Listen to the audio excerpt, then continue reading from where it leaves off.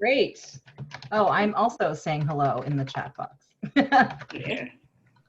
Awesome. Thank you. Well, hello, everybody. Good evening, good afternoon, depending on where you are. I'm Liza Talusan, and I'm so excited to serve as your moderator tonight. For tonight's conversation, did Varsity Blues hack the gates? So tonight we hope to explore the Varsity Blues scandal and if this scandal catalyzed change in college admissions and the path forward in admissions reform. So we'll have time at the end of this evening to have some questions. The Q&A box is open, the chat box is open. People are already saying hello in there. And so it's great to be a part of this. So this webinar is a part of Hack the Gates, Radically Reimagined Admissions Project, co-sponsored by Accept and the RISE Center of Colorado State University. Again, I'm Liza Talusan. I use she, her pronouns. I'm located just outside of Boston, Massachusetts, on the original land of the Massachusetts and the Pequannocket. So I come to you here virtually, though, as a settler on their land. And I am so excited to introduce two people who need no introduction whatsoever, but we're going to do this anyway. Our two speakers tonight are Melissa Korn and Marie Bigham. And yep, there's Melissa waving in Marie. So Melissa Korn is a reporter for the Wall Street Journal in New York covering higher education. Previously, she wrote for the Dow Jones Newswire. Melissa's a graduate of Cornell University and the Columbia University Graduate School of Journalism, and little known fact, former high school student of mine from so long ago. And Marie Bigham is the founder and executive director of Accept. She's a former college admissions rep and college counselor. I will open the floor for the two of you to put your voices in the space and say hello before we get started. Hi. Hey, everyone. So excited to be here. This is one of the book events I'm most excited to be doing right now. Yay, and we're excited to have you. I love how they're kind of short on words right now, but they are going to get talking in just a moment. So I'm actually going to start out with Melissa. Melissa, I picked up your book just the other day and could not put it down. Everyone who kept trying to bother me in my house, I was like, not now. I felt like I was reading, not only this plot of this movie and hard to imagine moment, but your writing and your co-writers writing is just so beautiful. So I know this is a big ask, but I'm hoping you can give folks out there a teaser or a little synopsis of the Varsity Blues scandal, the subject of your book, Unacceptable. Sure. So I feel like most of the people here are probably pretty familiar with what the kind of broad strokes of this scandal were. But in March 2019, federal prosecutors in Boston announced charges against 50 people, including parents, coaches, an administrator, and Rick Singer, who was the mastermind of this scheme. And Singer was a college counselor, an independent college counselor who worked with tons of families from all around the country. And he had a legal side of his practice. He also had an illegal menu of options that families could choose from. And there were two main prongs of his scheme. The first had to do with testing, and he would arrange for a proctor to go in and fix somebody's answers on the SAT or ACT to boost their score to help with their applications. The other prong was athletics, where he would pitch somebody as a star athlete, so they would be flagged as a recruit in things like women's soccer and tennis and rowing and sailing, even if they were not stars or did not even play the sport at all. And he would pay off college coaches and others to help make this all happen. Yes. And as you said, it sounds like a movie, but it's, fact is stranger than fiction here. Yeah, for sure. Thank you for that. And of course, folks, we are going to dive so much deeper into all of this stuff. But before we do that, Marie, hello. Tell the folks a little bit about the Hack the Gates project and how it's related to the Varsity Blues scandal. Sure. And it's directly related one to the other. So actually, Marie, I'm gonna pause just for a moment. Your volume's got to come way up. It's a little bit hard to hear you. And I want to make sure everybody gets you. Is this better? Or we're gonna do this instead. How about this? A little bit better. A little bit better? Okay. Sorry about that. I'm gonna be a little more careful about this. So Hack the Gates was started because of Varsity Blues. Like everyone else, I read the story unfolding, read Melissa's reporting, and was utterly shocked. really. Oh, Marie, I'm going to pause you. Sorry. So folks are still saying they still can't really hear you very well. Okay, thanks. You know what I'm going to do? I'm going to log out and log back in. Great. I'll be right back. Yeah, I'm going to continue. Melissa and I have catching up to do, so we're gonna make this one happen. Great, thanks. So, all right, Melissa. So, I certainly was someone who was following quite a bit what was even happening in the news, and I'm seeing it from so far away. So, at the beginning of your reporting, and again, I've followed all the things that are happening in the book. Like, were you surprised by what you were finding? I was not surprised that there are these very wealthy families that wanted to find an edge, right? We see this all across the country at all different levels of wealth. People are trying to find a way to get this scarce commodity of an admissions letter to a very selective institution. So that wasn't surprising in itself, but I think what did surprise me was the audacity of this scheme, the complexity of it, just how complicated it was. It wasn't just one guy and a family working together. There were so many moving parts, so many people involved. So I think that really did surprise me. What also surprised me was how little oversight there really proved to be in some parts of the admissions process, how little fact checking there was. I know we'll talk about this a little bit more later, but I think that really did surprise me as somebody who lives and dies by facts, to know that people could get away saying things that were so untrue in their applications and that nobody noticed. Right. Yeah. Thanks so much, Melissa. All right, Marie, let's check in with you. Let's see if you're back. Okay, let's try this again. Yeah, that's a little bit better. Mm-hmm. Y'all. Y'all. So, so I'm going to highlight you just so that I know that there's some questions that people want to see the highlighted speaker. So just so you know, it's still a little bit soft in there, but where we left off was if you could tell us a little bit about Hack the Gates and how it's related to the Varsity Blues scandal. Sure. So Hack the Gates started because of Varsity Blues. Oyan Poon and I of the Rice Center had been talking broadly about admissions reform, about centering equity in admissions, but really big picture.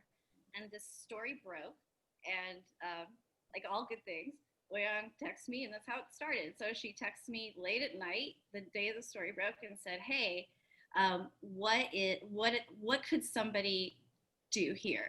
Could folks still think about like how we could reimagine this? Do admissions people do that?" And my response was, no, we really don't do that. We don't have the time. We don't have the energy to pull it back. And so what started as a text message that, these things happen, like became Hack the Gates. But it is 100% because of this. And somewhere out there, I hope destroyed, is a video that my former students took of me as they watched me read Melissa's reporting. And I was just having so many reactions, and the kids were just shocked because I was so shocked. So that's how it started. Yeah. There were jaws dropped in our newsroom as well as we were reading the FBI affidavit that first day. It read like fiction. Right. And even again, as I'm reading your book, Unacceptable, I'm just like, this can't be true. None of this can be true. This is ridiculous. This is ridiculous. So Marie, I mean, you started to tell us a little bit about how other college admissions folks were reacting. Like, and I mean, obviously you're so tapped in via Accept, and we have thousands of people in that group. Like, what was happening? How were people reacting in this moment?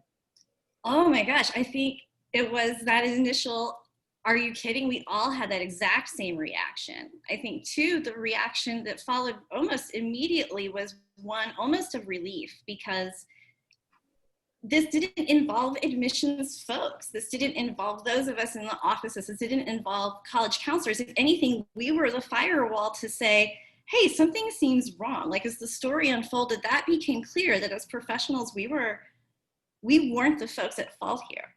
And so I think for us, the first reaction was, oh my God, like shock, like everyone else. And then the second reaction was that this isn't an admissions thing, and everyone's calling this an admissions scandal, which I think led to an unfortunate third reaction, which was, this isn't ours to fix. Yeah, right. And Melissa, you even write that in your book. So there was a line, I took so many notes. But there was a line in your book that said, yeah, literally, Varsity Blues wasn't an admissions scandal, it was a bribery scandal. And so really delineating that. What's kind of your thought on that piece?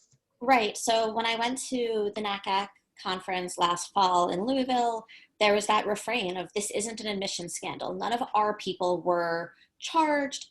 Our people were the heroes of this story, essentially. And we write about that a little bit in the book, that people did raise questions. College counselors at high schools did raise questions. Some admissions officers did raise questions about some of these families and some of these applications. But at the end of the day, they still got through. And ultimately it was none of them who brought the whole thing down. So I think, yes, there was relief, and perhaps there should be relief, because there weren't there was no dean of admissions, a director of admissions criminally charged in this. But as Marie said, going to that third reaction of saying like, okay, not our problem now, is where that is a problem in itself, right? Because it was ultimately the current system of admissions, the way that the process works, that allowed for these things to happen. This guy, Rick Singer, found weaknesses and faults in the system and exploited them, but they existed before. Right, for sure. And I guess that brings me, so I have to be totally transparent, right? I would consider myself the admissions outsider of this group. Like, I certainly served in a particular capacity in admissions. I, in all transparency, have a rising senior in high school. So I'm going through that from this parent perspective too. And so just for folks like me who are out there, clearly the two of you are such insiders in particular ways, but some often refer to Varsity Blues as college admissions process run amok. And other people call it a story about entitled parents being out of control. Which is it, or what is it, or how would you describe what was happening? Melissa, let's start with you. Yeah, I think it's a little bit of both. I think it, as I said, kind of exposed these weaknesses and these fault lines and these issues in admissions, whether it was a focus on money and the connection between admissions and development or admissions and athletics, that lack of oversight, the reliance on test scores as a marker of anything. And it was also, this is also a story of these families with a really skewed worldview. This sense that it's a very short list of schools that were considered kind of tolerable, or these are the schools that I want my child to go to. These are the schools I would be proud to talk about at a cocktail party that my kid is at. And that list was so short, and it was so misunderstood as these are the good schools, when there are obviously so many other good schools out there. It's also, I think, illustrates kind of a skewed view of higher ed by some high schools and high school guidance counselors and college counselors as well, because whether or not it's intentional, there's still signaling going on about these are the schools that we're proud our students attend. These are the schools we're proud our graduates attend, when yes, they go to 80 different colleges each year, but we only highlight, a dozen of them on our homepage. Yeah, so very true. And again, as someone who's kind of going through this process, that's definitely this thing that I'm noticing, this like hype and this frenzy. When I tell people like, oh yeah, I have a child who's a rising senior, almost the first thing out of people's mouths is like, oh, welcome to the college frenzy. And I'm like, yeah, not doing that. Yeah, it doesn't have to be. It doesn't have to be. I was like, no, not going there. But it is hard to opt out of it when you're surrounded by it. No, 100%. So what about for you, Marie? Again, I kind of presented this binary, right? Of like college missions run amok, or is Varsity Blues a story about entitled parents being out of control? What is what do you think? Little from A, little from B, little from C, little from D.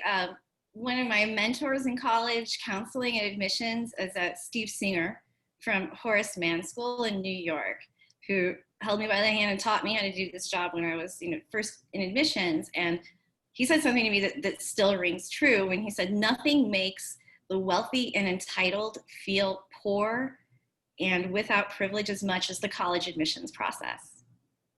Nothing feels quite as leveling in that way. And when you have families who attend schools where they have to pay a lot, where they pay a lot for outside services, where the kids work very hard, are talented, but have every cushion there. And then to get to this process and to be told that that's not enough, Mm. That's not enough. You're not, you know what rich folks hate? They hate nothing more than being told they aren't rich enough.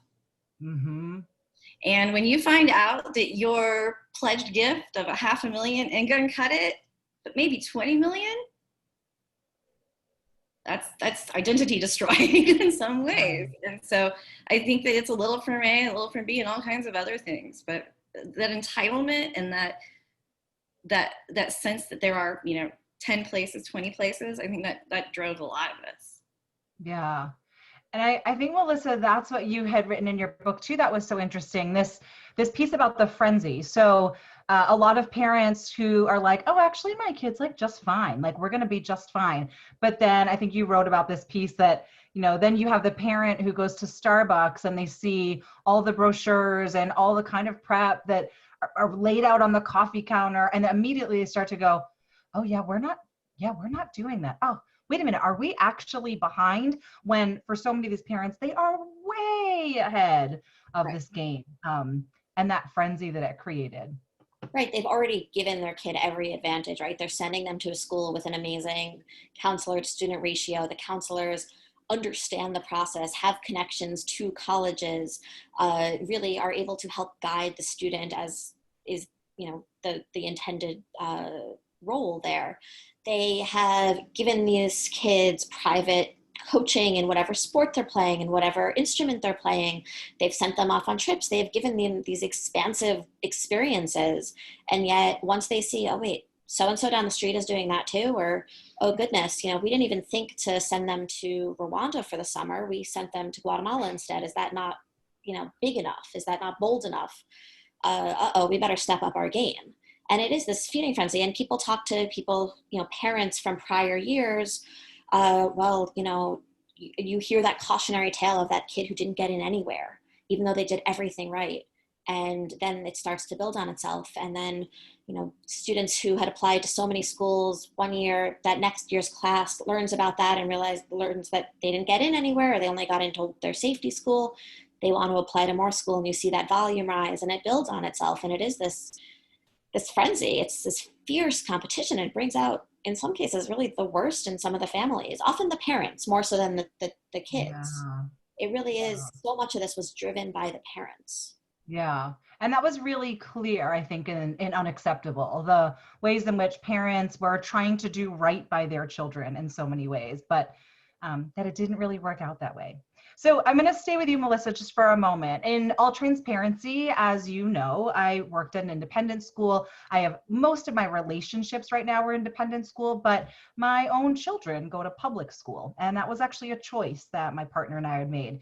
So I'm curious, in your work and in the work that you were doing for Unacceptable, did any of the families involved, were any of them in public school, or are we talking about something that's unique to private school in this way? And I'll stop there, and then I definitely have a follow-up question to that. Yeah, so most of the families had their kids attend private school. Some attended public. A few of the families involved, the teens went to public schools, but these were not kind of what you think of as traditional public school. These are public schools with tremendous resources, very involved PTAs, very wealthy PTAs, and the schools that had every AP under the sun up for offer and every sports team, and they wanted for very little as a public institution.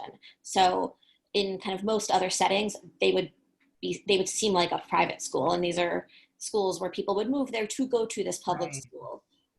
But they were in some ways not very easy to differentiate from the private school down the street. Right. Oh, that makes so much sense. And so, Marie, I'm going to throw this over to you then. So you and I met through Accept. And as I think about the mission and purpose of Accept, part of it is to push up against these big structures around privilege and really amplify equity. So, given what Melissa said, that most of the families involved were independent school, private school, or from kind of well-off, wealthy public school.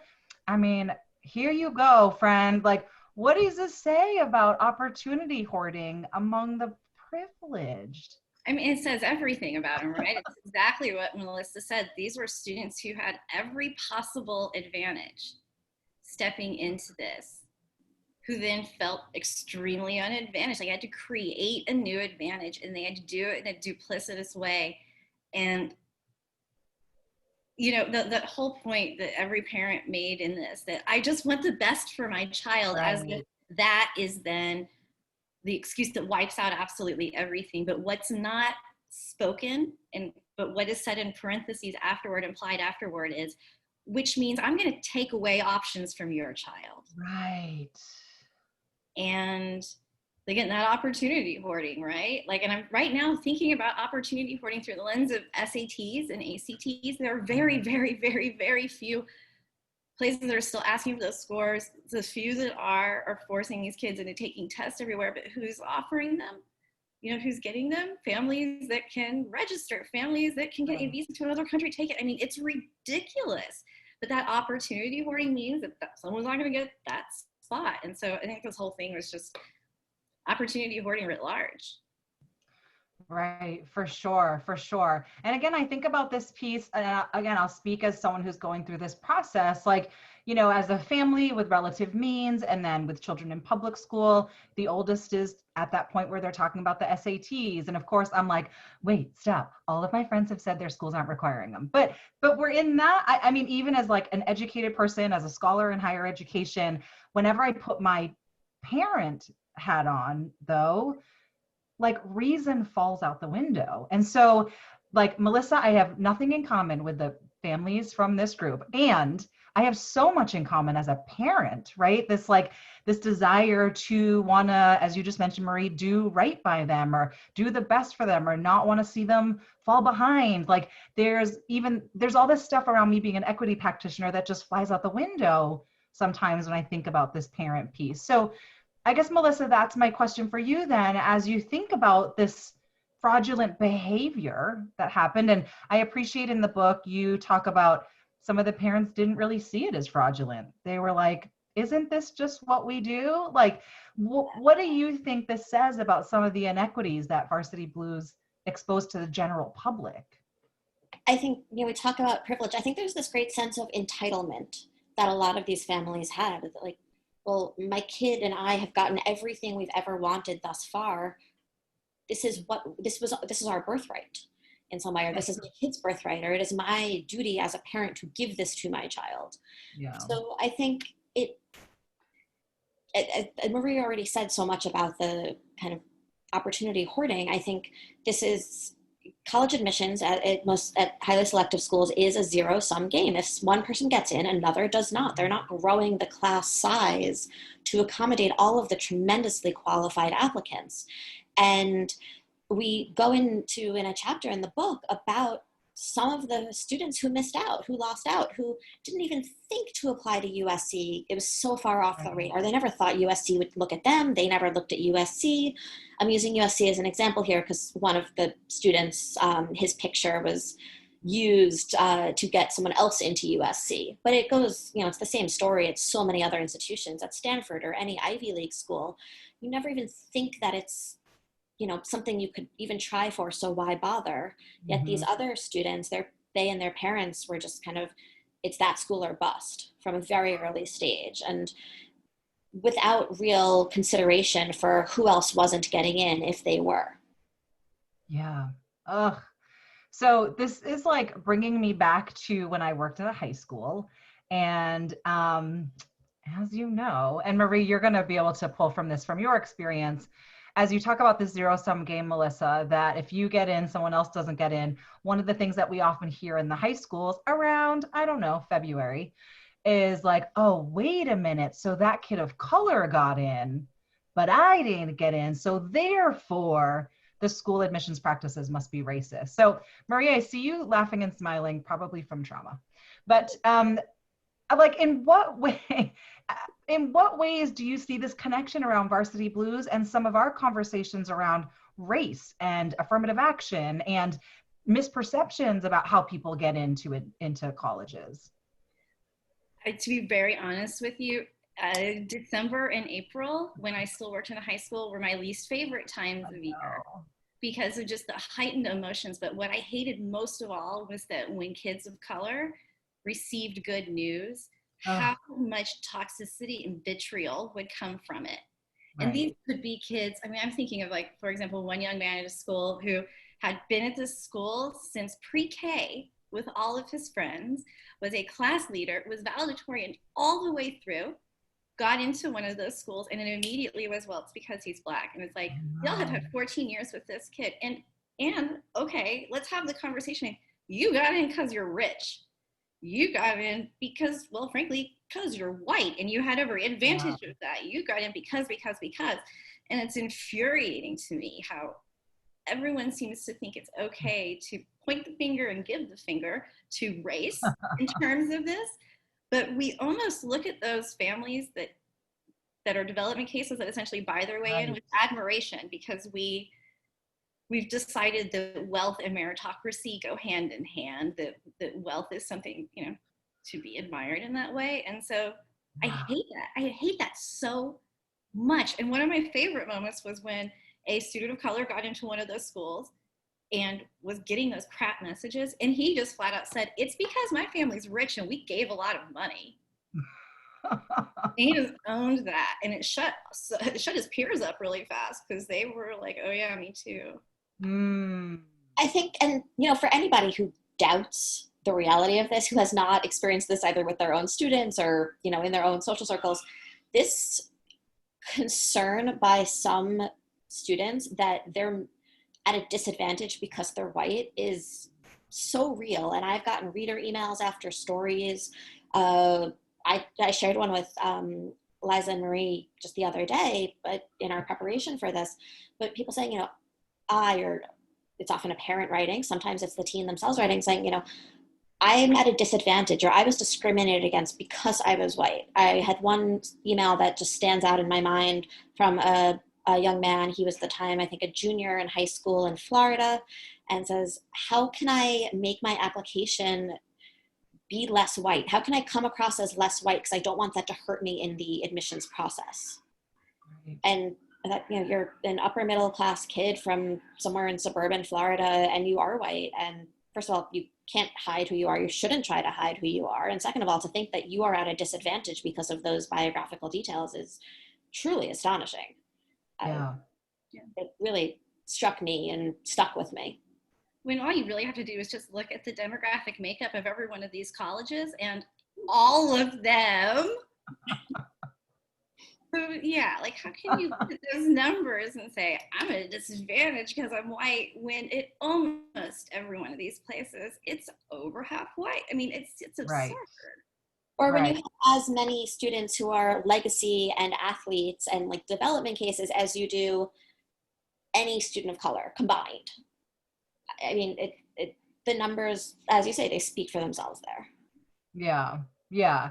And I certainly don't have the example here right now, but I know when I was working in admission, like that cartoon was going around all the time. It had like do you know what I'm talking about? Like I had like a whole bunch of people lined up, and it was like legacy, athlete, geographic diversity, and then everyone's pointing to what is perceived as a person of color, right? And it's like, it's his fault I didn't get in. And so I think for us, right, it's also this national conversation on race and advantage and disadvantage and who feels left out. And, you know, as I was reading your book, Melissa, I think that was sticking out to me too, because I was like, well, what would compel people to do this? Like, you already have so many advantages.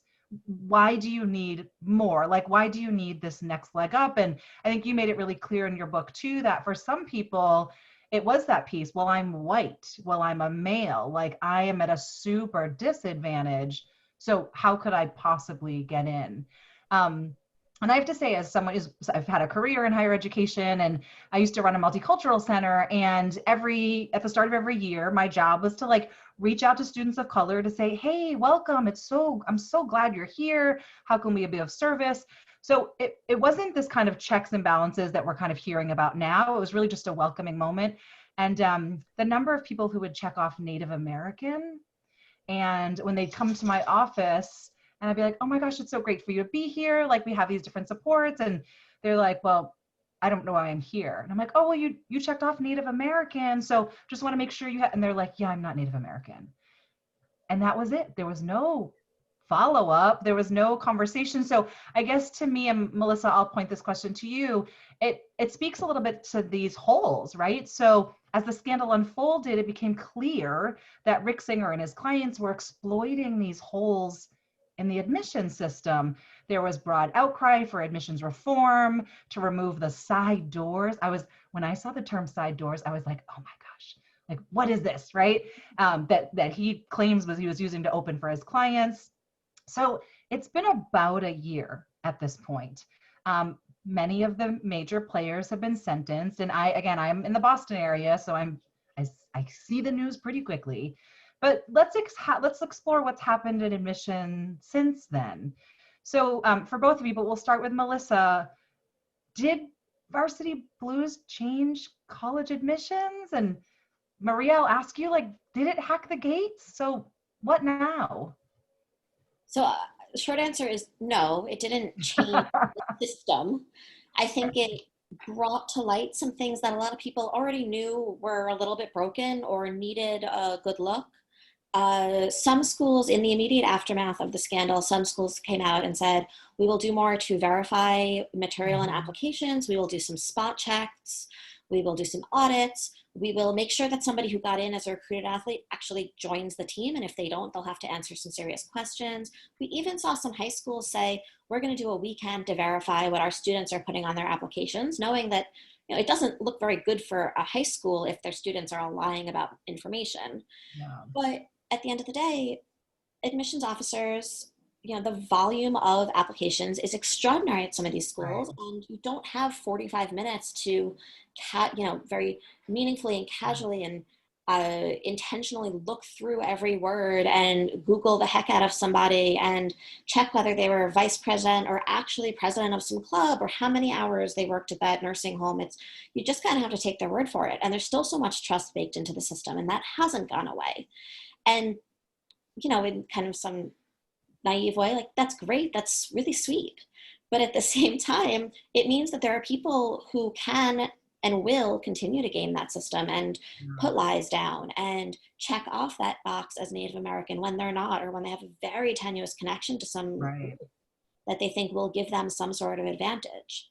So big picture, no, I don't think this has changed. Our final chapter of the book is titled "A System Reformed?" ? And that's not accidental. It's not really sure where the reform is now. And I think, as Marie said at the beginning, that kind of third reaction of, oh, not our problem, has stymied some of that. Yeah. Oh, so true. And what about for you, Marie? Is there a question mark after reform, or like, did this hack the gates? Varsity Blues didn't. Yeah. COVID did. Pandemic. So say more about that. The pandemic brought some of the changes that I think we hope to see somewhat, and brought some of the conversations I think that we hope to see post Varsity Blues. The whole testing thing and how that story is, playing out. Certainly after Varsity Blues, we're like, we've got to do better about thinking about how tests are proctored, right? And test security and things like that. And then that conversation disappeared. But then all these testing things are going on right now. Suddenly that conversation came back up again. And the NACAC testing report points out that security is an issue in part because the wrong people are in charge of it, right? COVID did that. COVID, changed deadlines. In some ways, COVID's gotten rid of some of those markers of wealth in this process. Like, determining demonstrated interest is going to be more challenging if no one's been able to visit colleges for 6 months. Demonstrating interest, by high school visits, that's going to be very, very different. And so some of those markers, I think the pandemic has done. It makes me sad, though, that we didn't take that moment to really dive in after Varsity Blues before the pandemic to say, all right, what are we responsible for here? What can we do? What are the side doors? I'm going to be such a Debbie Downer here and say, like, yes, the pandemic has made some really significant changes and has forced some of these conversations that maybe people were a little bit scared to have or a little bit nervous about having. They didn't want to know the answer. But at the same time, the pandemic has also highlighted the real financial strain that a lot of colleges and universities are under, and the desperation some schools have to fill seats, right? And it kind of exposed some of that ugly part of admissions, that yes, you have to fill a class, and balance the budget somehow eventually. And I'm really curious to see how things play out in this coming admission cycle when you have families that have some very serious financial concerns, and you also have institutions with financial concerns. And how can a school not look at financial need right now? How can a Right. school not pay attention if a family is sending these signals explicitly or otherwise to say, hey, we can make a donation on top of tuition? Mhm. I Yeah. don't know how that's going to play out, but I'm perhaps a little bit too cynical, but I am kind of skeptical of some of that. Yeah. I'm, And that makes a, oh, sorry, go ahead, Marie. oh, no, I was going to say, I'm just completely with you. And my biggest concern as we enter, this new admission cycle with COVID, like dead smack in the center of it, sorry, but, that my concern is that every institution's singular priority for the coming years will be Yeah. tuition dollars, and that everything in this process will be focused on how can we tell if you can pay or not. Like, not even getting to the point of can you donate 8 to 9 figures, but can you even pay? And my Yeah. concern is that being full pay might be that first cut point for vast majority of colleges. Yeah, exactly. And I think this conversation was happening in K-12 too. So as someone who does a lot of K-12 work, we were like, oh my gosh, this pandemic has been so helpful. Like, now's the time, reform. Let's change how we do schooling. Let's change scheduling. Let's change buses. Let's change all of these things that we were so tied into. And yet here we are, like, back to it again. So there's a question in the chat box. I know this wasn't a part of our original conversation, but since we're talking about COVID, I mean, knowing that, right, so many higher ed institutions actually are struggling. We know friends who've been furloughed, for example, and now that there is this reliance on tuition, we know that there's families who are like, I'm not paying $70,000 for my child to sit in a dorm room to learn online. Like, we're going to take a year off or whatever. The question in the box is, so how do you then think, like, are we actually going to be relying more on development and early decision and all of these other structures that I think we've critiqued could actually be amplified? So let's talk early decision, and then let's talk like doubling down on legacy. Yeah. Who'd like I to go first? Look, go ahead, Marie. I'm going to say, I just totally agree. That is such my concern too, that all of those tools are going to be utilized even more this year. I'm very grateful for the small handful of colleges that have already announced that they've shifted their deadlines Yeah. later in the process. We want to give families more time, like very grateful for that. But no, I agree completely. I'm worried that we're going to see 60 and 70% of some classes in early. I'm worried that we're going to see colleges wait list the world and then start to pull kids from their wait list in late March and then go until the end of August, like we're Wow. seeing among some of the most selective places that can still brag about their selectivity, even doing that kind of garbage. So yeah, I'm really worried. Yeah. What about you, Melissa? What do you think in terms of like legacy and then development cases and all that kind of stuff given COVID?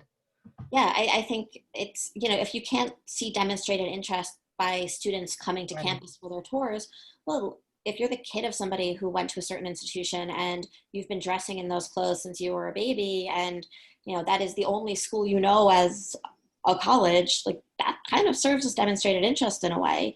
Yeah. There's appeal for that kind of student, the kind of applicant. I should say, full disclosure, I was a legacy. I think I was pretty qualified to get into the college I went to, but my father did attend there as well as an undergrad and graduate student. So I am the first to say I am uncomfortable with legacy admissions as someone who might have benefited from it. It is a weird system, and just because a parent succeeded somewhere does not mean the child will succeed somewhere. You are not the same person. You are not going into the same context and all that. Right. But I absolutely think, schools will probably look a little closer at legacy, at development. Marie, you noted that a small handful of schools have changed their admissions deadlines, but that's only a small handful. And I'm very Yeah. curious to see if some more do pick up the pace as more high schools remain online. Those interactions between a guidance counselor, a college counselor, and a student are so crucial. And to do those via Zoom, it's just a different way of interacting, of getting to know a student, of getting to help guide them through this process. And I think students who don't have really superb counselors through this process are just going to be at such a disadvantage going through it now. There's also something to take into account that you had a bunch of students defer from this year, right? They got in, they said, oh, I'm just going to hold off for a semester or a year.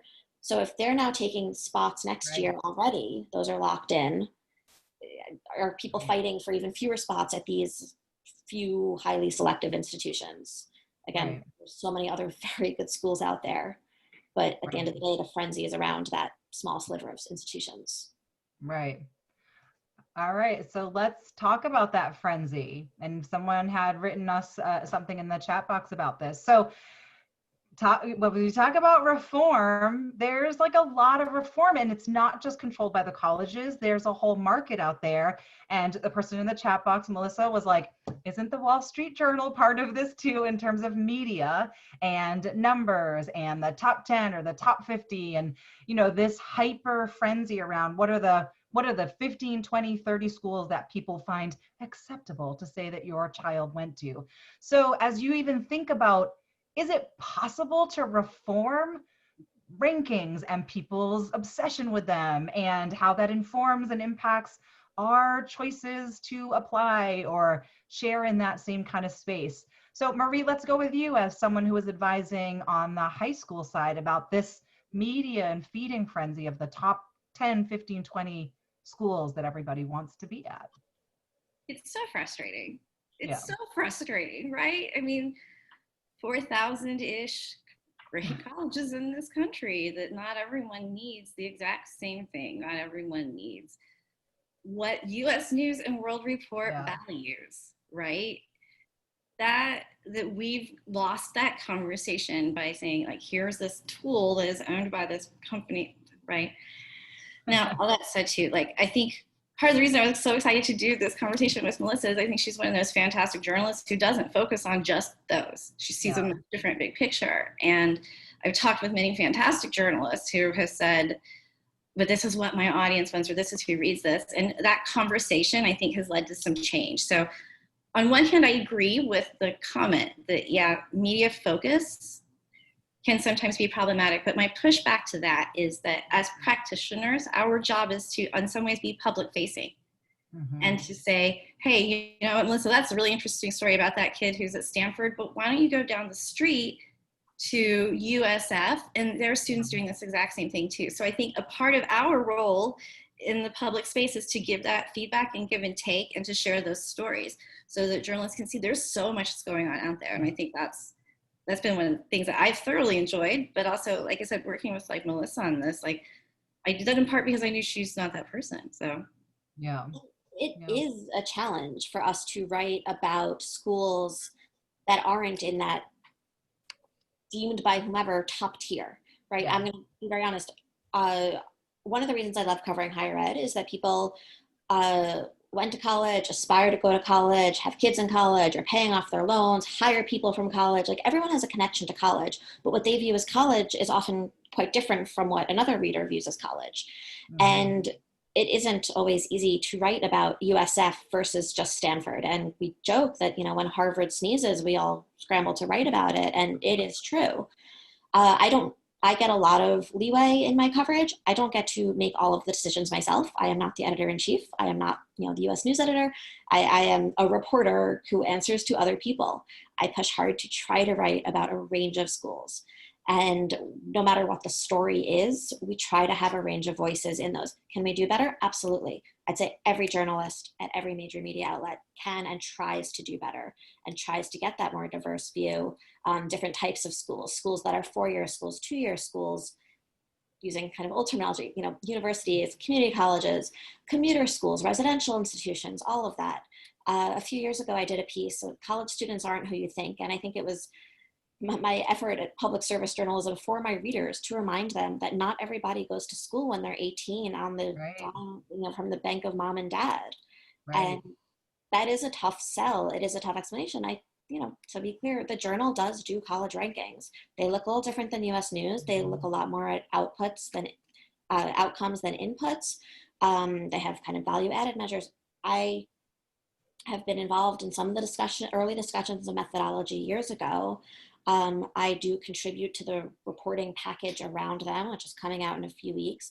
The favorite story that I get to write is the one on environment, and that looks at which schools have the most diverse student populations, who has a high share of Pell students, who propels them into the workforce, who embraces the idea that it's a good idea to have people with different backgrounds on a campus together engaging with each other. Mm-hmm. So I actually just filed my version of that story today for this year's rankings, and that's a story I enjoy doing because it does highlight schools that otherwise don't necessarily get attention for being the best at other measures. Mm-hmm. Yeah, that's such a great point. So I want to continue on this line of reform a little bit, again, coming from the global health pandemic, the ongoing systemic and historic racism that we see, not just in our high schools and colleges, but in our communities. You know, as we think about this issue of reform, and I think part of like what Hack the Gates is to envision what reform could be and then work towards it. We mentioned a little bit about these rankings. We mentioned like loopholes, the overwhelming number of applications that admissions folks read. And many of our schools, the overwhelming burden that college counselors are also guidance counselors, are also advisors, are also teaching a class. Like, as you think about some of the major reforms that have to happen in college admission and counseling, if you were to name a couple, like what are the other ones that we really need to be paying attention to? Marie, let's start with you. What are some of the other big ones that you know are at the front? Sure. These are ones that to me are really intellectually interesting and I think worth plumbing for more exploration. I don't know if it'll work. I don't know what the unintended consequences may or may not be. But I at least want to explore some more radical thoughts about this. And the first one, there were 8 papers from Hack the Gates that were fantastic ways of thinking about reform, right? But 2 that I really, really think could be huge game changers. Oyan Poon's paper about the matching system. Yeah. Exploring what a matching system similar to the med school residency, what that may or may not look like. Part of what I like about that idea is that it takes out, and acknowledging, I'm going to piss off some people with this, takes out middle people, right? Mm-hmm. I, former college counselor, shouldn't be the intermediary. I think that is an incredibly helpful thing that could happen. Streamlining this process. College is asking only for what they need, right? I think the matching system could possibly do that, has real potential for that. And I'm really excited about exploring the equity rating system. Yeah. That Frederick Knows suggested, because I think that could actually be a really interesting tool for changing public policy. Yeah. And, you know, we talk about like graduation rates is one of those data points that everyone points to. It's like, here's the important metric. And like, there's a lot that's packed into that. Right? What if we use this equity rating tool as the replacement for that number? Or funding got tied to that. So those are 2 big reforms that I'm just excited to just explore. Yeah, great. And again, acknowledging that Hack the Gates and the scholars and practitioners that are affiliated and embedded in that are really answering that question. Like, what is the reform? What does that look like? How do we mesh scholarship and practice to piece these together? Marie, where can people find the Hack the Gates papers? I was just going to type that. You can find the Hack the Gates papers at hackthegates.org. Perfect. Just right there in the front of our website, the papers are there and they're free and available to read. There are 8 of them. They're fantastic. And something I want to highlight, just as we talk about like building a class and institutional priorities, as Oyan and I were putting together this project, our institutional priority was highlighting scholars of color and people who were pre-tenure.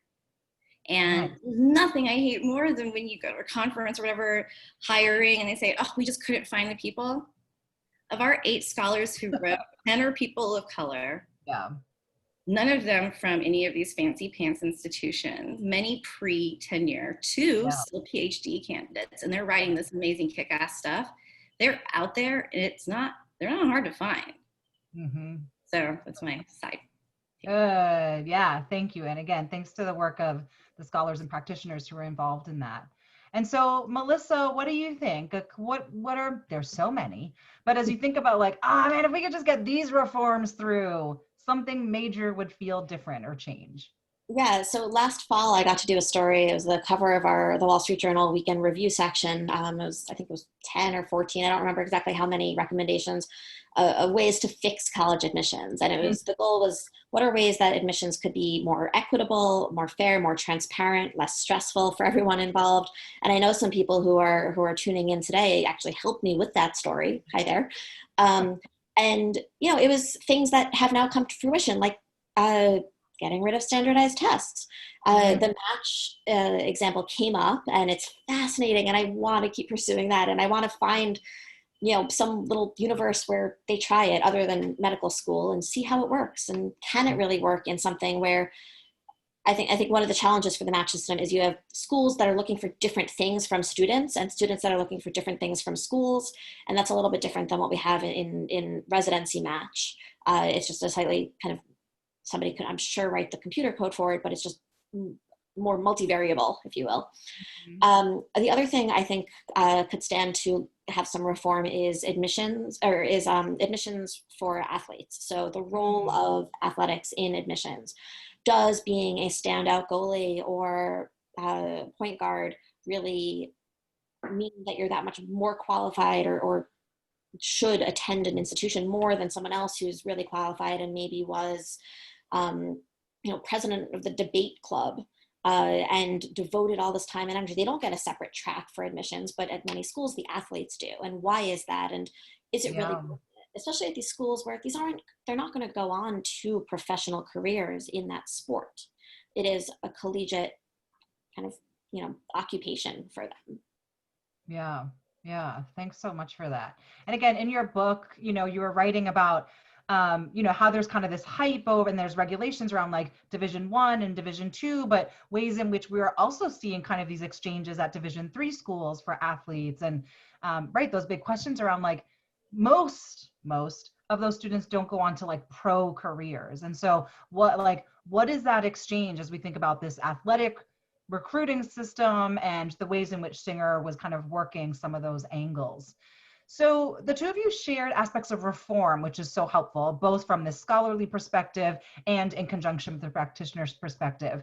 We know that in January of 2020, California in particular started to move into legislation. So, and I'll just read this directly. So the new California law went into effect that, quote, shall report to the appropriate budget subcommittees and policy committees of the legislature whether their respective institutions provide any manner of preferential treatment and admission to applicants on the basis of their relationships to donors or alumni of the institution. And so again, we're talking about like scholarly practitioner reform, but now we're starting to see this movement in legislative reform. So Melissa, I'm going to start with you. Since the writing, or maybe even since January 2020, did other legislative actions happen in response to Varsity Blues, or anything that might be in the pipeline in this conversation? Not really. Again, that went into effect in January. COVID kind of took over everything by March. So just the discussions changed. State legislatures were immediately focused on budgets and budget cuts quite quickly. So there really hasn't been much from state houses on this front. There have been a couple of states that are kind of trying to increase transparency in the role that connections to development and connections to legacy the role of those connections might play in the admissions decision of someone. But there is also a danger of going too far and saying like, you cannot admit a legacy, or you cannot admit somebody whose family happens to be wealthy, because they might be perfectly qualified candidates. And I'm trying to address a question that we saw pop up in the chat a minute ago. But yeah, it's just because you are a legacy, or just because your family is wealthy, or your grandfather is a former governor or something, doesn't mean you're not qualified to attend an institution. And I think as states or schools themselves look at kind of reining in some of the power that those connections do have, they have to be careful to not go too far. And I don't know where that balance is. And I think schools and states are trying to figure that out, or will try to figure that out once they come up for air again from the current crisis. Thanks so much. And what about for you, Marie? What is the relationship now with like Hack the Gates and seeing some of this legislation push through? Sure. one of the papers that's highlighted in Hack the Gates, or a program that's highlighted that's already in effect, is the Idaho Direct Admissions Program. And it's a slightly different way of thinking about how the legislature is hacking the gates to admissions. And this was not, again, pushed by Varsity Blues, but I've heard the conversation change a little bit. Pre-COVID, but during Varsity Blues, how might this work? And in that process, students in Idaho, because they have a state system where scripts for all public school students are kept and test scores are kept because it's a requirement to graduate, the public universities there automatically admit students without them applying. And so they receive a letter from the state towards the beginning of their senior year that says, congratulations, these public institutions in Idaho already have a place for you. You don't have to do anything but say yes. And you've got a couple of years to say yes. You can hold on to this ticket until it works better for you. And so that's a legislative way that I've seen the gates been hacked a little bit. Jennifer Delaney and Taylor Odie wrote really fantastic paper about it, but also we know that other states are looking at it. And so that's one kind of other direction, you know? Yeah, thanks. Yeah, and again, I think part of even just our conversation together is, you know, clearly, you know, Melissa, you've been following the story for years now. As you followed that and then seen some of the kind of pitfalls and the ways that it amplified inequities or even loopholes in our system. And then Marie, as you're really highlighting what's happening since COVID and, you know, how things were moving and then COVID happened, but in some ways COVID actually pushed some things forward faster than we imagined. Melissa, I want you to think all the way back to pre-COVID. Go back. So when you were writing the book, right, as you were writing and researching and learning, like as you were in the writing process, were you like, oh, this needs to change? Like as you were thinking about these moments, like how do we stop another Varsity Blues from happening? And is that even possible, right? Even though these key players are in jail, like is that really the end of Varsity Blues? What do you think? So I think having been kind of around higher ed for a while now, each element in itself wasn't so surprising. My co-author, Jennifer Levitt, who is a phenomenal reporter and has been a two-time Pulitzer finalist, has written about healthcare and politics and so many other things. She's not as kind of deep in higher ed, or hadn't been before the scandal broke. So she did have that sense of wonder and horror at some of these things. Like, wait, this is really the way it works? Really, that matters that much? And things like that. So it was kind of interesting to watch it through her eyes. There were some things certainly that shocked me and surprised me and frustrated me in both the way that the scheme itself worked and the way that admissions at large seems to work at some institutions, the role money plays at some institutions in particular. Yeah. I think in terms of, you know, could this happen again? This exact scheme? No, will not. But will people cheat and lie and steal their way in? Probably, or they'll at least try to. And we talk in the book about these other kind of efforts, really quite creative schemes that people pursued to get a leg up to get into school, whether it was changing grades, installing keystroke loggers to go in and change the grading system at a high school in Orange County, California, or this ring of people who would take the SAT for other international students because people didn't check their IDs very closely, or things like that. Like there are always these sorts of things. And it might not be standardized testing now, but as soon as somebody figures out what schools are using in their holistic reviews instead of tests, what those other criteria may be, somebody will find a way to try to mess with that too. Yeah. I know, I'm so optimistic, and you know. I mean, I'm going to get to the optimistic questions in just a moment, so hang on. But I appreciated that part about your book. So you had referenced like Beverly Hills 90210, and that almost exact thing, right? Where like the one character was sneaking into the high school to change their grade, and like another one got in trouble. And like I was class of 93 in high school, so it was the Beverly Hills class. And so here we were talking about that in 1993. And in some ways, we see itself repeating again. And so I just want to take this moment as we think about some of these different populations to really amplify something that you talked about in your book, which was this international admission piece. And I appreciated the way that you and your co-author talked about it from this cultural perspective. In particular, you talked about students from China and how overseas, it used to be okay to just say, I went to school in the States. And now, right, so part of that frenzy as well is, there's only a couple of schools that they deem appropriate to say that you graduated from the States. And again, I appreciate that moment where it kind of got a little bit messy, right? Where it was like, wait, but isn't this just what everybody does? We're not familiar with US education. We're all the way over here. Like, we just needed some help, as opposed to it seemed a bit more malicious intent to defraud the school in that way. So I'm putting that out there for folks who haven't read it yet. Just this very nuanced and wonderful way in which you bring in multiple different populations. So Marie, I'm going to get you to answer a happier question. Happy question, given the scandal. I mean, so some things have changed, right? We're kind of focusing on the ways in which things didn't go well and privilege was like running rampant, but you started to talk about this, in terms of COVID, and certainly in terms of lessons learned from Varsity Blues, and in particular, the work that you're doing with Hack the Gates. What are some concrete things that really have changed to really center equity in the college counseling and the admission process, which I know is what the Accept group is focused on? What are some key ones that you're really glad have changed?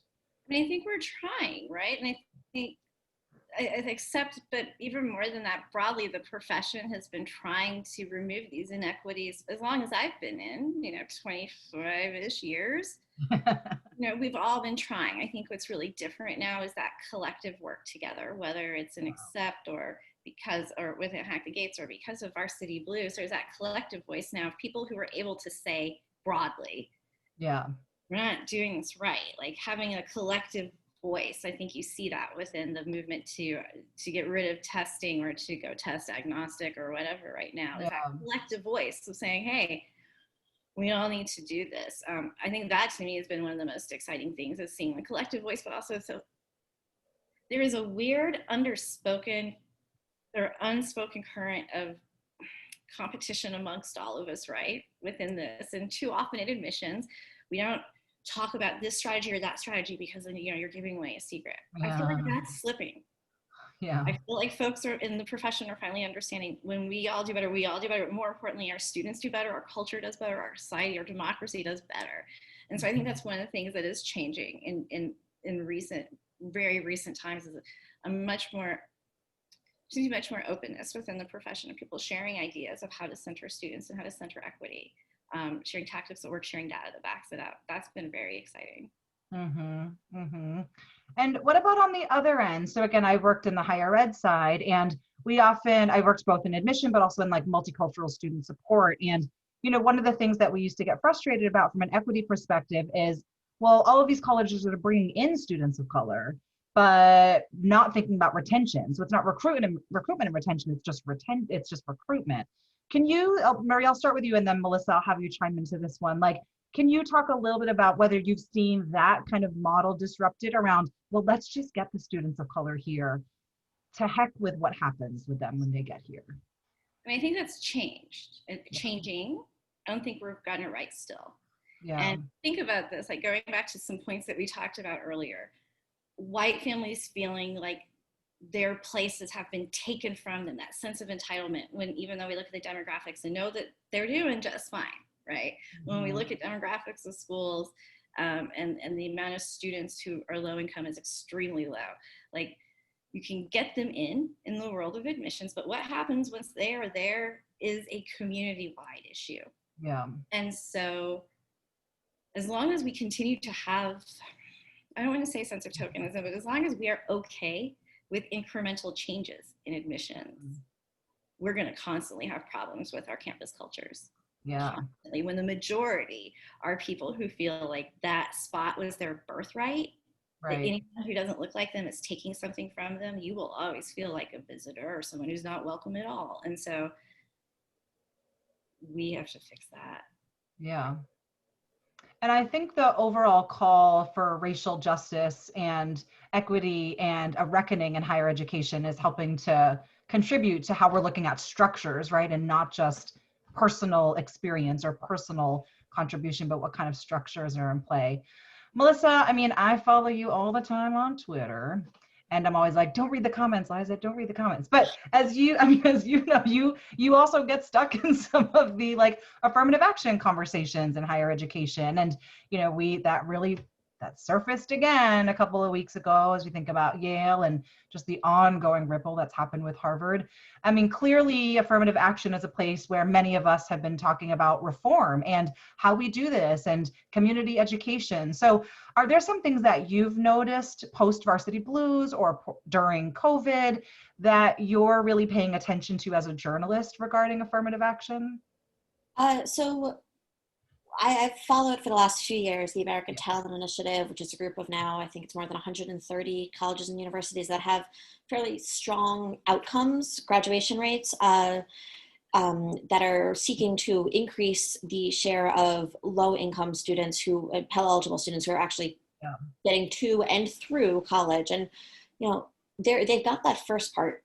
They're doing well on that first part. They're still figuring out the second part. It's still early, but there are still gaps in the graduation rates when you look at socioeconomic status, when you look at race and ethnicity, and that's something that schools cannot afford to ignore, because as they increase the share of students, even if, you know, not as fast as many would like, increase the share of students who come from kind of non-white, non-wealthy backgrounds, if they're not making it to the graduation line, that's eventually going to pull down the overall grad rate. It doesn't look so good.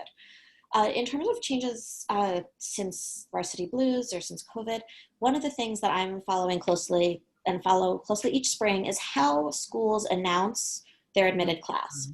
Are they boasting of how many people they rejected? Or are they saying, you know, we're not going to talk about our admit rate anymore. We're going to just highlight some of the phenomenal people that we have coming.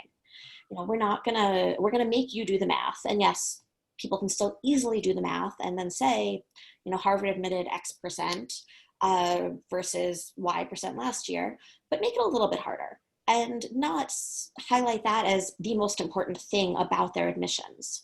And you know, we've seen a few schools start to do that. I think a few more will do so in coming years. And I hope at some point we see kind of this tidal wave of it, that I don't have to write that story each year that talks about the admit rate of particularly selective institutions. I'd be very happy to not write that story. I have plenty of other stories to write.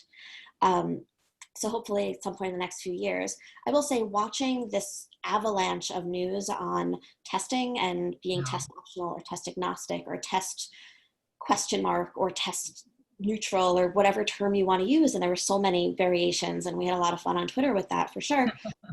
It was really interesting and fascinating and heartening to see. You know, it was interesting as some schools or some admissions officers or some college counselors would say to a school, you didn't go far enough, or your new policy still isn't really fair. Or it still will make clear who had the means and resources to go and do their test. And that's not enough, and you need to go further. And as Marie said, I haven't before seen that collective approach in this space before. And it was really interesting and wonderful to see. Yeah, for sure. Go ahead. I'm going to ask Melissa a follow-up question.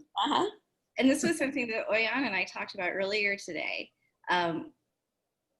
In some work she's doing, she's, you know, chatted with some folks in admissions, and at the most selective, folks say, I didn't get into this to be in a deny committee. I'm curious, just from like a communication journalist, whatever point of view, how would it change the story if instead of hypes bragging about their below 6% admit rate, if instead they said, we denied 95% of the people who applied. We denied 93% of the people. How would that, or would it? Super nice, and it will probably, right? So there, you can either be this very scarce commodity, or you can come across as just kind of jerks who take pleasure in turning people away. And I don't think schools want that reputation. They don't want to be doing that, as you said. That's not why people get into that business. But I think if you change the framing and you refer to it as, you know, we denied this many rather than we accepted this many, you do start to expose some of the ugly truth that maybe can be covered up a little bit with we accepted this many and look how perfect they all are. And I could see there be some families or some college counselors say, we don't want you associated with that school. We don't want you to apply there. You shouldn't aspire to be part of that, where they're proud of how many people they rejected. That's not a good thing. Yes, some people might be kind of emboldened or motivated by that and say, I'm going to be one of the ones who gets admitted. But I think it doesn't help if you're just talking about how many people you're denying. And by talking about how few people you're admitting, you're kind of doing the same thing. So yes, you could change the language and be more explicit about it. But I'm really eager to see more of these schools just step away from that entirely and not focus on, hey, our average SAT score was a perfect 1600 this year. So what? That doesn't, we already know that a lot of these schools can fill their class many times over with students who look perfect on paper. And that's not what they're trying to do. They're trying to admit students who are interesting and will complement one another and learn from one another and teach one another. And highlighting that nuance has to be that next step. Yeah.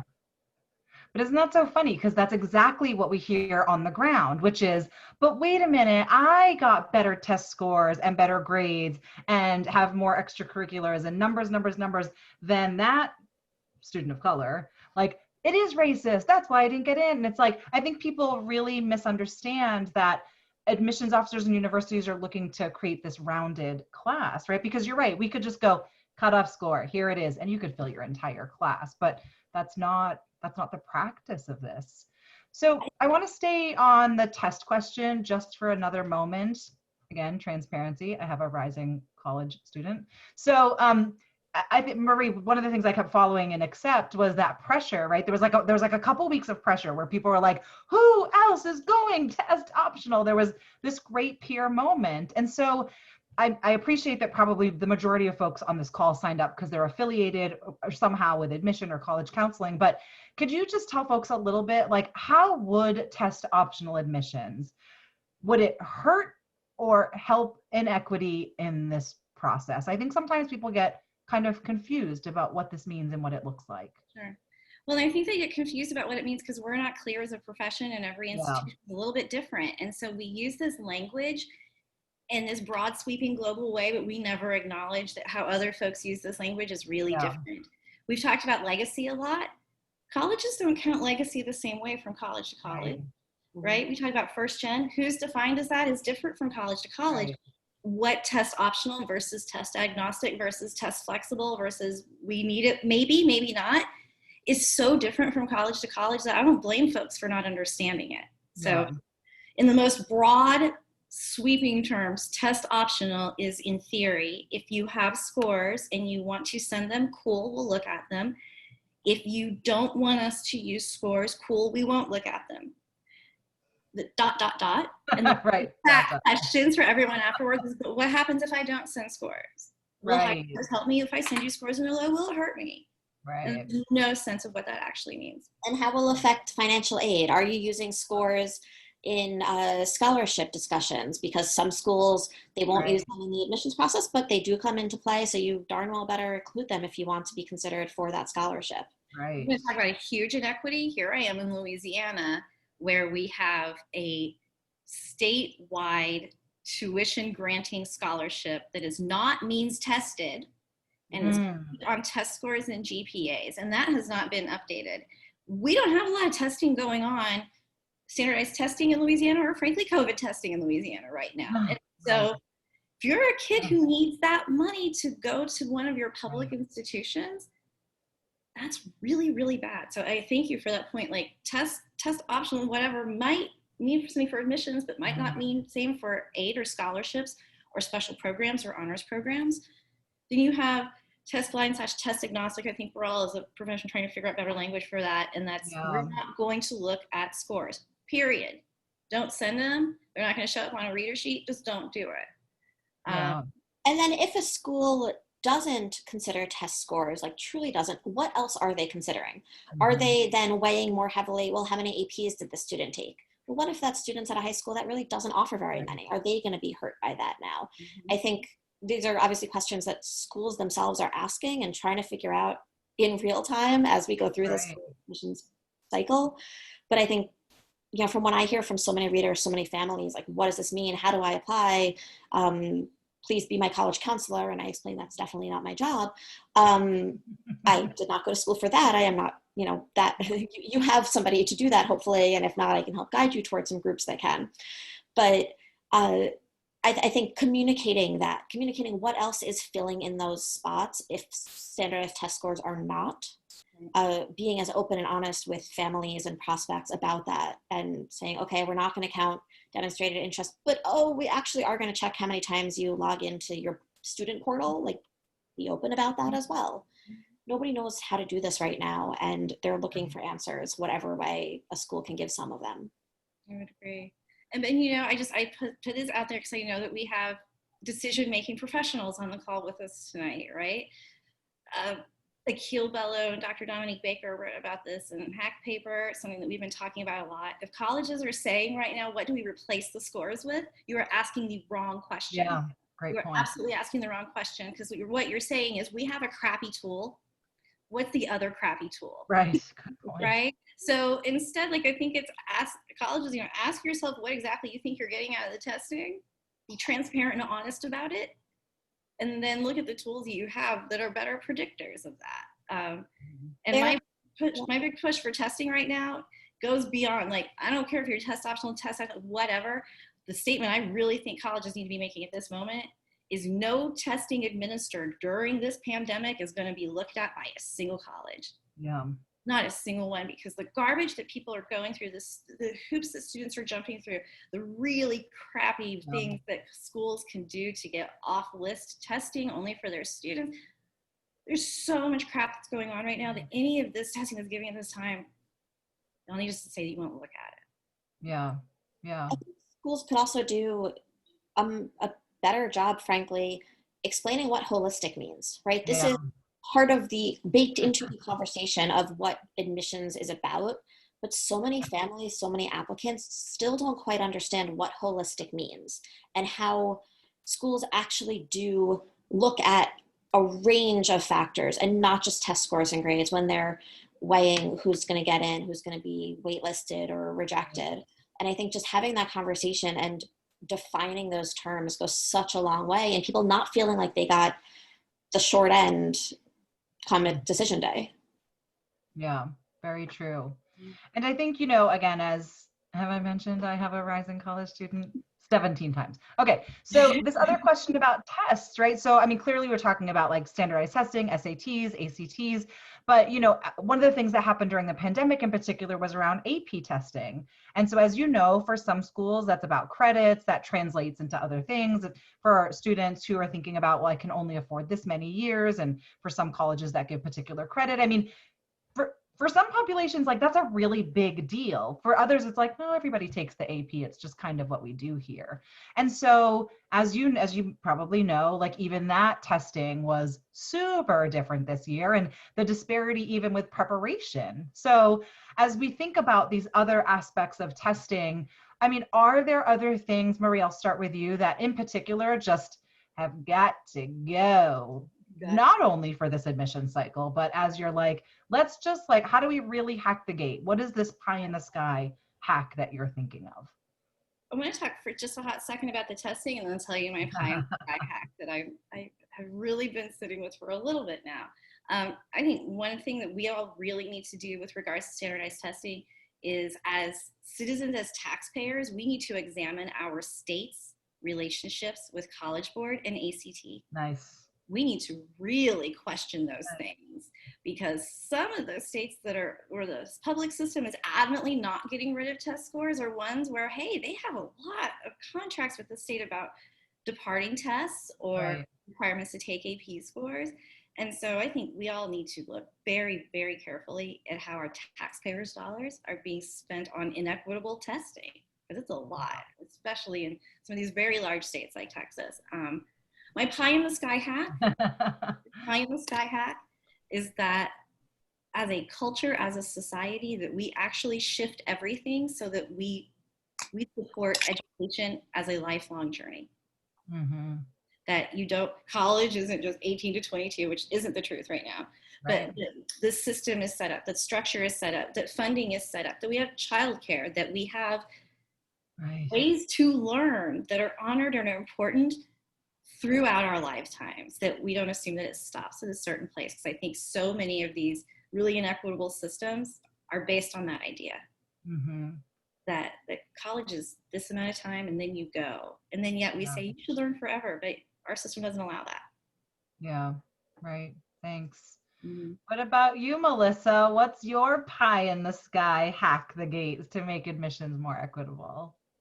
So this is a pretty simple one. It's 5 letters long, and that is to remove the word elite from descriptions of particular colleges. I have tried to do that as much as possible in my own writing, and when I have an editor add it back in, I delete it.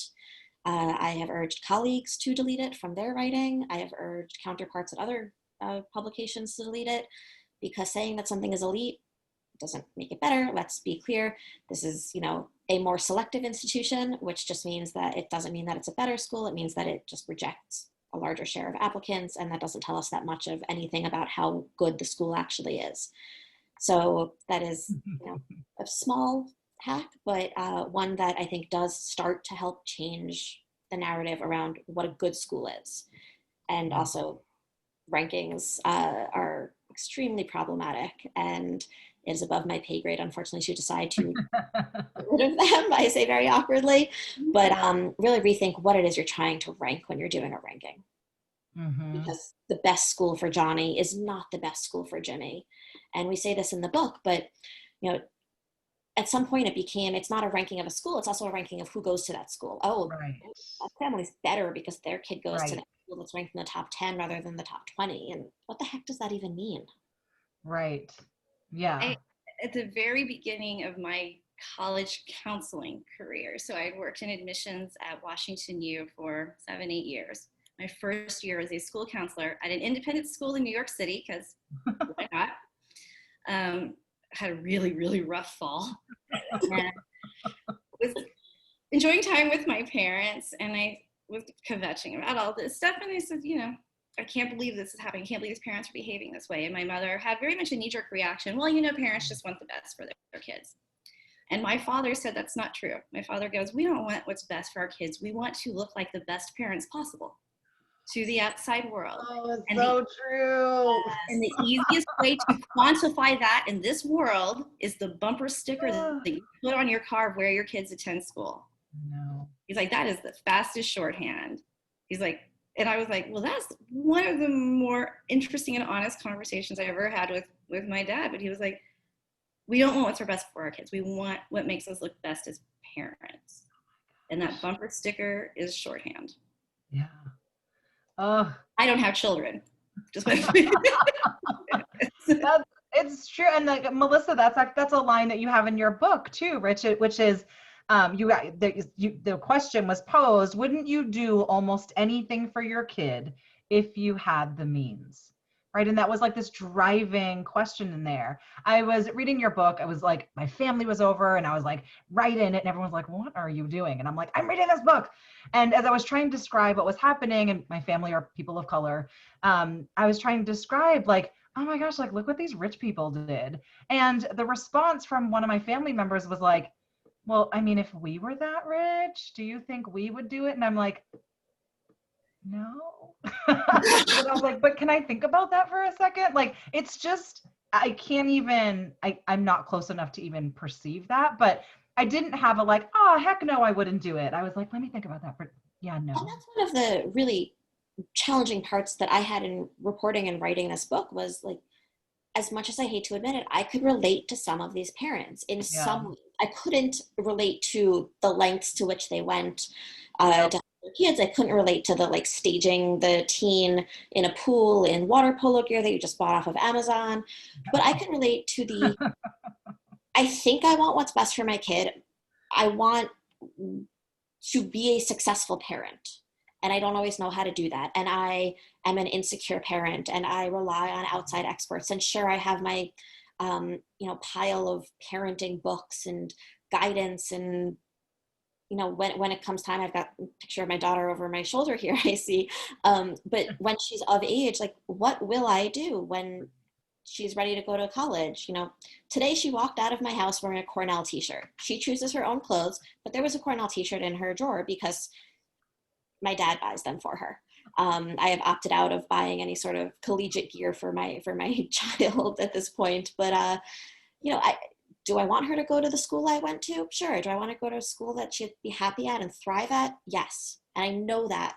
I also know that I don't want her to feel left out of what other kids are doing and left behind by what her peers are doing. And there's so much of that insecurity in this book of the parents, and even these parents who are at, you know, the top of their game professionally and by every other seeming measure, they just don't quite know what to do. Somehow they turn into this like pile of confused mush when it comes to college. And Liza, you were talking about that yourself, like you are an expert in so much, and yet at this exact moment, it's confusing and overwhelming. Yeah. I basically feel like you were talking to me.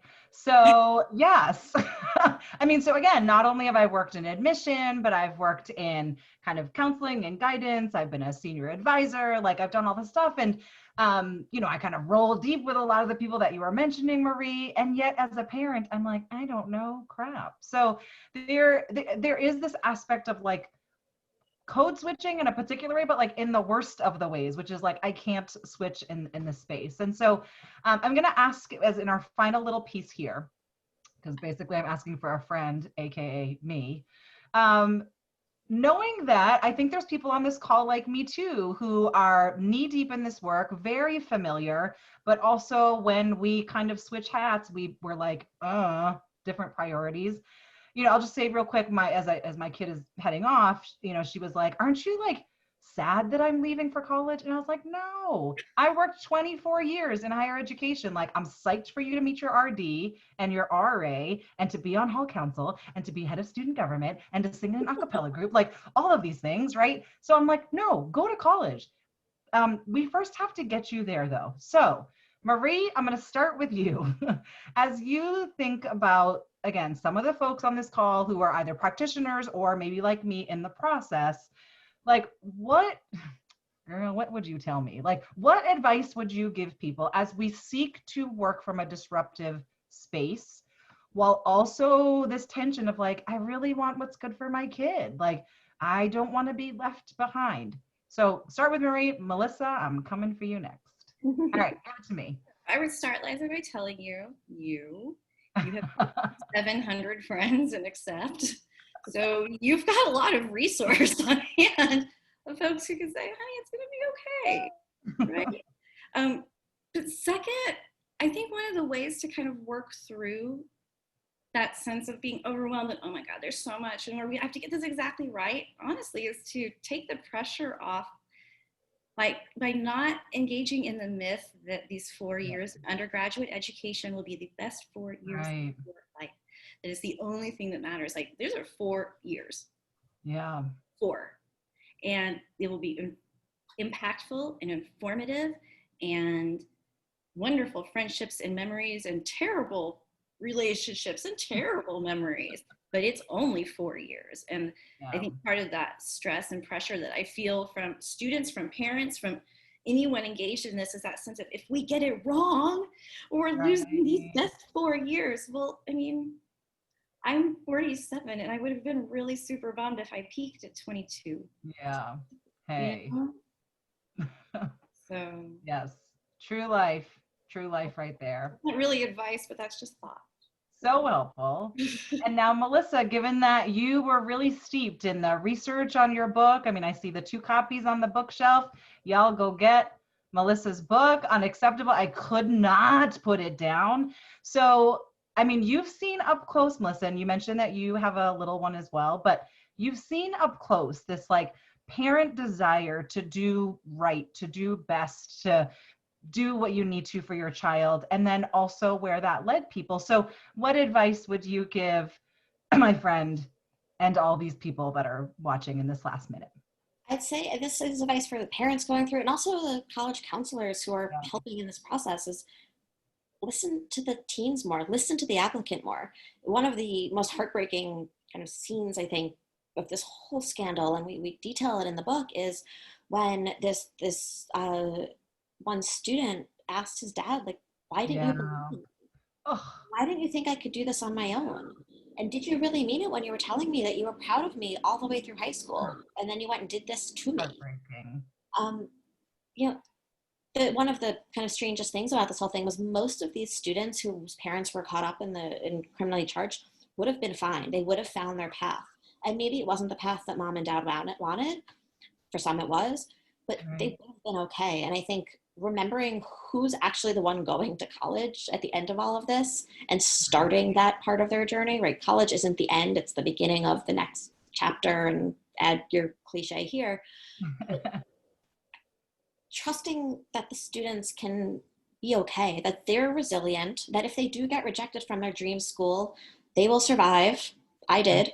One of my favorite things that I see on Twitter occasionally is people saying like, hey, I never got into my first choice school and I made it okay. Reminding students that they will be okay and letting them go through that process. This is a growth and self-exploration process for them. And that means that a parent does need to step back to some extent. They can support, but they cannot drive the car here. They cannot be the ones in charge of this process. And the college counselor shouldn't be the one in charge of the process either. The student needs to help. This is an opportunity for the student to figure out who they are and who they want to be. And no, they don't need all the answers right away, but let them start asking the questions and listen to their answers. Right. Wow. Okay. So here we are. We're at our time, folks. What a conversation. I have Melissa. one question before we Yeah. wrap up. The question Yeah. I've been dying to ask. What was Yeah. Melissa like in high school? What was Melissa like in high school? Honest to goodness, Melissa always sat in the first seat. I taught her in 12th grade, first row, 3 seats in. And I always remember you, Melissa, because you were such an attentive and kind student. I miss a kind of messy class sometimes. So, yeah, it's been a real treat, Melissa, to follow you on Twitter. First of all, to read it and be like, oh my gosh, that's Melissa. I taught her. But it's not surprising to me that you are critical and just and thoughtful and really putting yourself and your voice out there. And I'm grateful to have seen you in this small little moment in your life. But come on, Melissa was amazing in high school. Oh, That ain't I even a didn't thing. question it, and how you describe her, those qualities that make her such a damn good journalist. But I felt like I had to ask. Yes, for sure, for sure. All right, y'all. Thank you so much. Again, on behalf of Hack the Gates, on behalf of Accept and of Rise, huge thank you to Melissa Korn. Please go out and buy her book, Acceptable. It is phenomenal. You will not put it down. Marie, thank you so much for your hosting and your leadership, and to all the Accept folks and people joining us tonight. Wishing you a very good evening and continued safety and health for you and your families and your communities. Thanks, everybody. Thanks so much. Nice to see you. Bye. Bye.